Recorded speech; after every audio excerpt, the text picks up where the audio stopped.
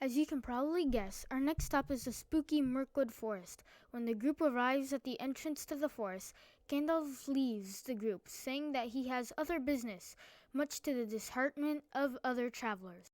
Before Gandalf leaves, he gives the group one last piece of advice: don't stray off the path. Gandalf then departs, and the group begins their journey through the dark forest. For the first few days, the group trudges through the forest, hoping to find the forest exit soon. The forest is dark and scary, and there are thick, gigantic spiderwebs draped over the twisted trees. They keep walking and walking until they finally come to a river. They had been warned by Bjorn not to touch the water, so they look for another way to cross it.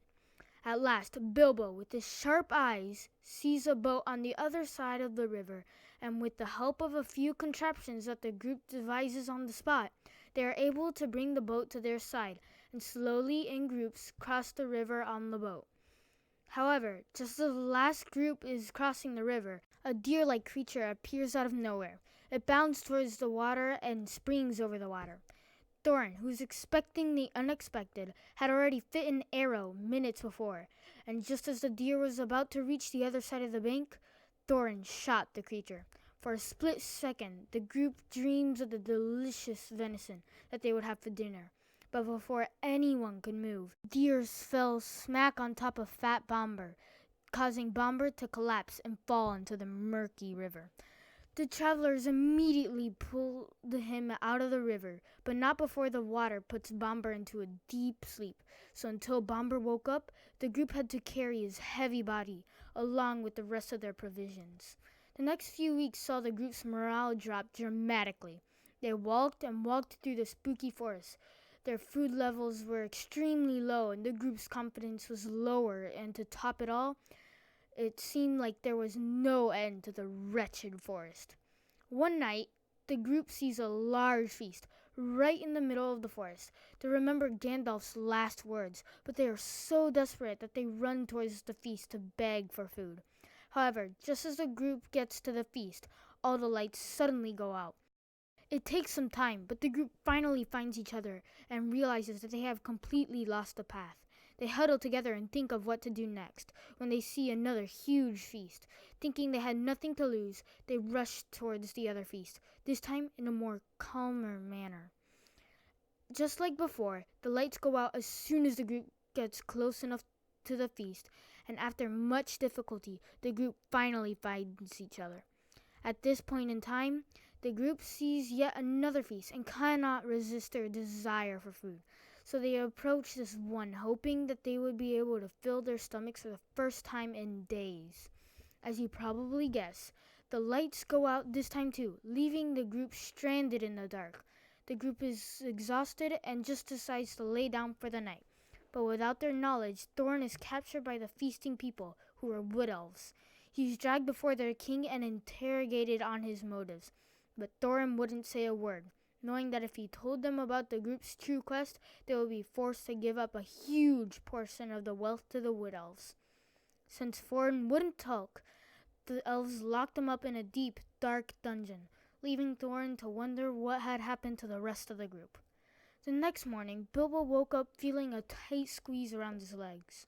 When he opened his eyes, he saw a grotesque, gargantuan spider trying to wrap him up in his bread.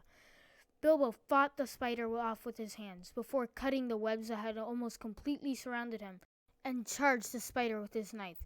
Bilbo quickly kills the spider and feels a new sense of bravery. He walks around and finds the rest of the group tied up on a tree, guarded by many spiders. For the next hour or so, Bilbo put on a beautiful and brave show as he drove the spiders away. He hurled rocks at them with pinpoint accuracy. He sang insulting songs to distract the spiders away from the dwarves, and he used his knife to slice through webs and spider skin alike until the spiders had given up and retreated. The next day, as the group had made one last-ditch attempt to find food and water, they were suddenly surrounded by wood elves and were dragged into the separate dungeons in the wood elves' cave. However, Bilbo, who had put on his invisibility ring, snuck behind the guards unnoticed and followed them into the cave. The next few weeks saw Bilbo sneaking around the cave. He stole food, figured out where the doors were hidden, and sent messages between Thorin and the rest of the dwarves.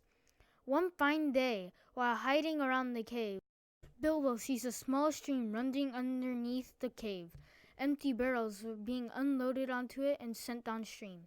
Bilbo recognizes this opportunity to escape. That very night, Bilbo stole the prison key cells from the guard, released all the dwarves, and took them down to the lower halls. He explained his plan to them. He would put them all in barrels, and they would float away from the wood elves. The dwarves were not happy with their escape strategy. They thought the plan outrageous, but realized they had no choice.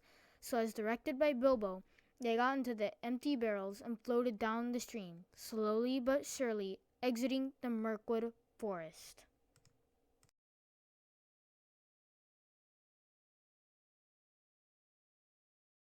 Before Gandalf leaves, he leaves just as the last group is crossing the river. A deer-like creature appears out of nowhere. It takes some time, but the group finally finds each other and realizes that they have Spider off with his hands before cutting the webs that had almost completely surrounded him and charging Spider with a knife. One fine day, while hiding around the cave, Thorin sees a small stream running underneath the cave. Empty barrels were being unloaded onto it and sent downstream.